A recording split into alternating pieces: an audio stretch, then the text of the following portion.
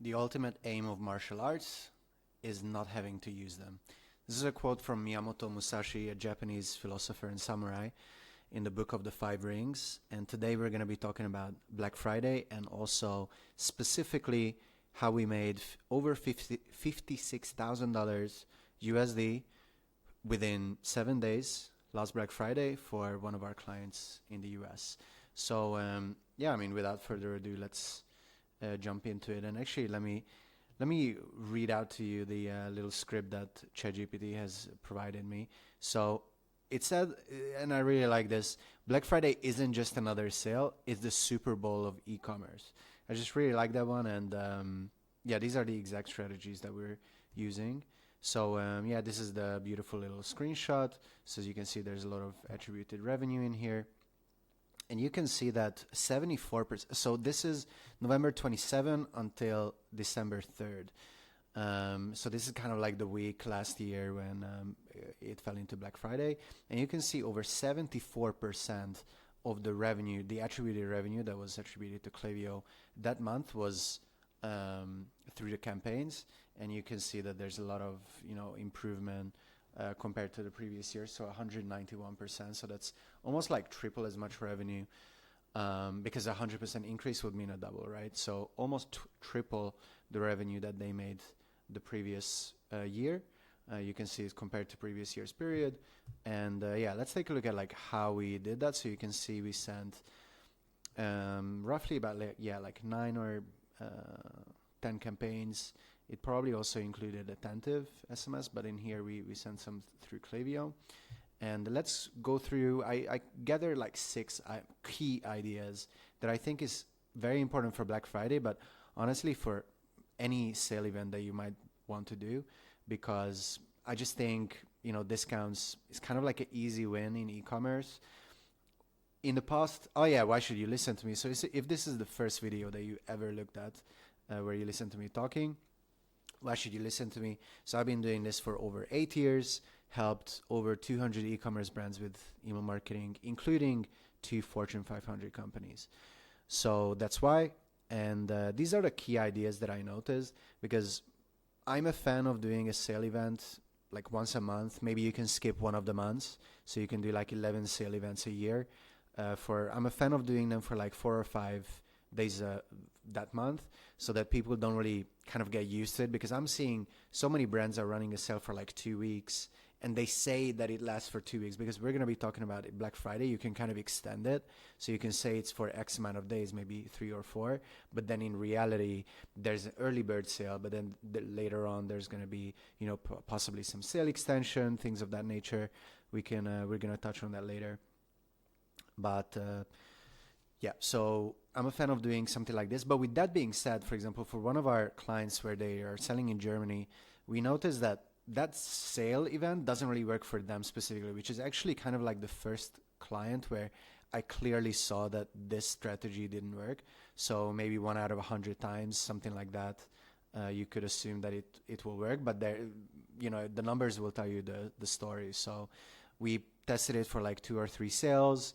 And we just noticed that when we just send our subscribers news about maybe new collections or just standalone like product promotions.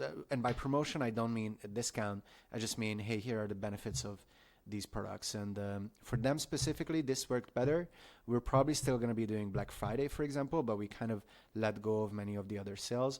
There are multiple brands, like for example in the adult niche, where February 14th, Valentine's Day, is actually the biggest event, but otherwise for most niches, Black Friday is going to be the biggest. So these are some of the key ideas that I think are important when it comes to running a sale event, especially Black Friday. And I'm just going to move my face in here. Point 1, simple and clear offers, please.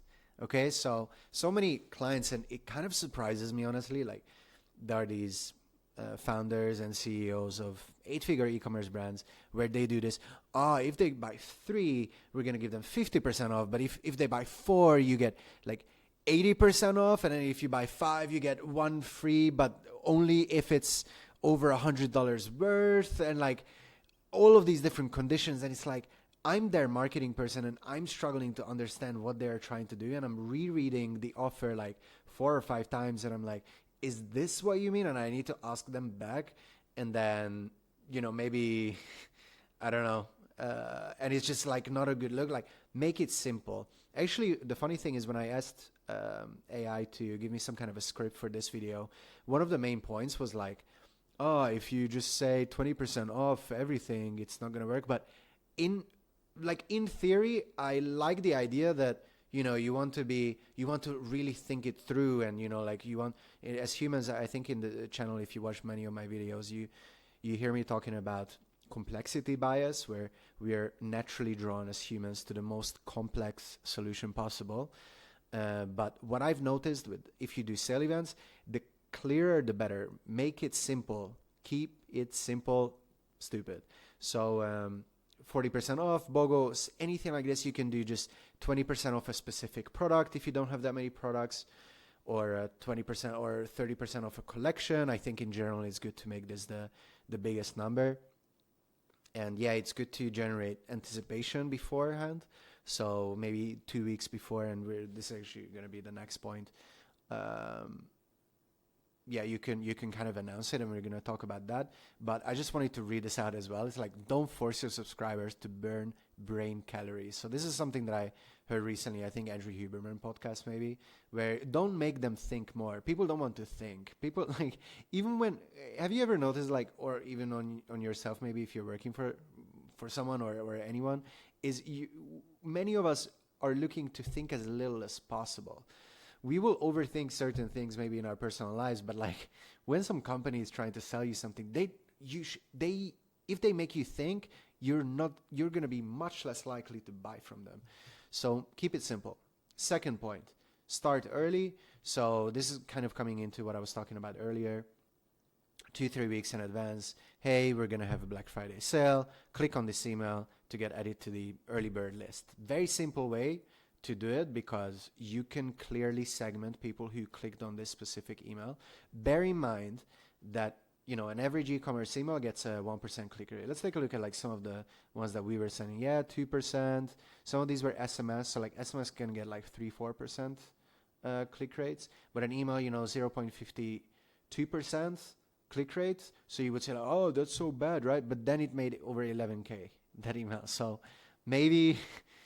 And this one, I'm just going to take a quick caveat here. This one pisses me off so much, because so many people are asking me like, hey, what's your placed order rate on your campaigns? And I'm like, bro, that's not the KPI to think about.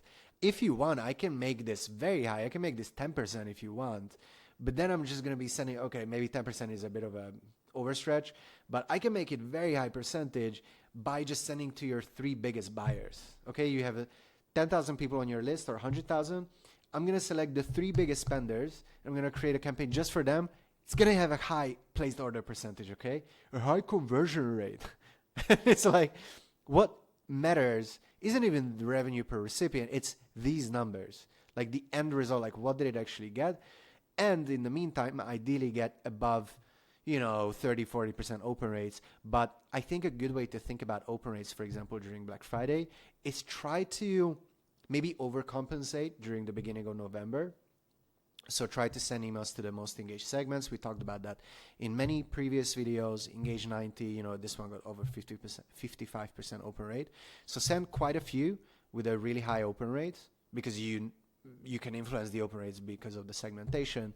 Make it really high, maybe above 40-45%, and then Black Friday, go ham as much as you want.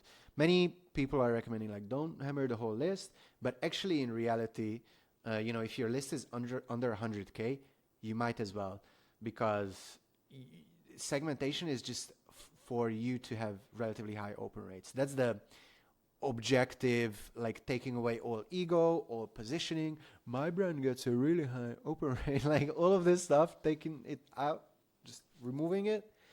What is the like practical thing? It's to get high open rates. That's the only main reason why you segment. And maybe if you get many complaints, if you get over, 5% of your people who you're emailing are sending you complaint emails that this is not relevant for them, like maybe you sending a bunch of women on your list, like in male products. Maybe that's not good, okay? But in reality, these people subscribe to your email list, so they're interested in your brand. So anything to do with your brand is going to be interesting for them. I do think it makes sense to segment, for example, for engagement, right? Like, we don't want to be emailing people too much who don't engage that much, but we still want to email them sometimes to give them an opportunity to engage again, because you might as well, take that extra little bit of marginal cost over lower open rate and then gain a little bit of extra revenue. I think that is a trade-off that makes sense in most cases. And as you're moving on to, and I just wanted to read out some of these. So like value emails, how to prepare for our biggest sale, VIP early access, get on the list. I do think that click on this email to get added to the early bird list. And then as soon as they click on it, they will get added to that segment is a good idea in general. Extend the hype. Also, I noticed that I talked way too much about the first 2 points. So we're going to go over the rest of them a little bit sharper, maybe more concise. I'll try my best. So this is a good idea. Cyber Monday is in the end, it's the encore. So something that has worked really well for us in the past is on the Tuesday after Cyber Monday, you can send a text-based email.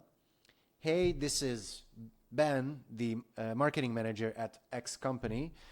Please don't tell my boss that I sent you this email. I understand that like many brands don't want to do this because maybe it's a little bit salesy, maybe it's a little bit like tricky, but there's many of you who in the niches that you are, this kind of like really works. You can obviously rephrase it in your brand voice if you have one. But even if you don't have a brand voice, this works really well because it's kind of personal. Like this is probably going to be one of the most personal emails that you send, or personal sounding that you send this year. Hey, this is whatever name, marketing manager, don't tell my boss. I decided to extend the sale for another 36 hours, let's say. So it ends on Wednesday and I like to, this is something I hate about brands. Like they always say like midnight on Tuesday, but 50% of people think that that's Monday night and 50% of people will think that it's Tuesday night. Do you know what I mean? Like, I always like to specify that in for our clients' emails, like 11:59 p.m. or 23:59 Tuesday, Eastern time, EST. Like specify the time zone. Like you're not only, like I understand like some of our clients in the US, many times I feel like in the US, it kind of feels like the whole world is the US. Like I understand it's the culture. People don't have passports until you're 25, all of this. And it's the most advanced economy at the same time. But many of your clients are in different time zones, okay? Like there's European buyers and maybe in Australia. And please specify, okay? And if you maybe, this is something that where like Google Analytics comes in very handy. Like you would know where your subscribers are, okay? Use it to move leftover inventory. I think that's something that proper e-commerce founders will love. Because inventory is kind of like your bread and butter. And then, and the end of this text-based email, you can say, sent from my iPhone, which is a little bit, extra. I understand not everyone wants to do this, but that's something that I think can be quite cool and build relationships and kind of unique. I know not many people are doing this, especially for the bigger brands. So that's one way where you can stand out. Segment with common sense. I think we touched on this in the past. In my opinion, under 100K list, or definitely under 50,000 people on your list, I wouldn't overthink segmentation unless you have really bad open rates. Make sure though that, and this is something that we talk about many times, you send it to the all active people, not the list, not the newsletter list. Send it to all active. And how you can create this segment. Go to Klaviyo. I'm not going to go through this because I went through this in another video. And then create a segment. And then all you have to do, the only condition is can receive emails. And Klaviyo will know. And this is the segment that you can send your emails to. All right. And then, you can do all of these guests and all of these creative ideas. Plan a campaign sequence. So this is like you can pause the video here if you want. And you can follow this campaign structure if you're struggling with creating one. And keep in mind SMS and push notifications, okay? Like push notifications gets a bad rap. Actually, it's one of the next videos I need to create because we haven't talked about that yet. And it's kind of it gets a bad reputation because you kind of assume it the same with like when you're allegedly maybe illegally streaming a football game from a site where they just don't broadcast it in your country, so you want to watch the football game, and then there's all these push notifications and you hate it, right? But the biggest brands, if you go to Zara, Dior, like Nike has so many way over the top push notifications. Okay, so if they can do it, so can you. All right, so I don't like this kind of like snobbish mentality of like, oh no, I don't want to do SMS, like it's too intrusive. Like, is it? Did you test it? Did you get 50% of your SMS subscribers complaining about it, or did they like that you gave higher discounts there? Okay, so remove all of that ego, all of that. I understand it's your baby, but just I like people who think in practical terms. And honestly, that's it. And also, this video was a bit longer than what would be optimal for YouTube, but I do this for you guys. Okay, so if you liked it, make sure you like, subscribe, all of that good stuff. Really appreciate you getting to the end of this video. Ciao.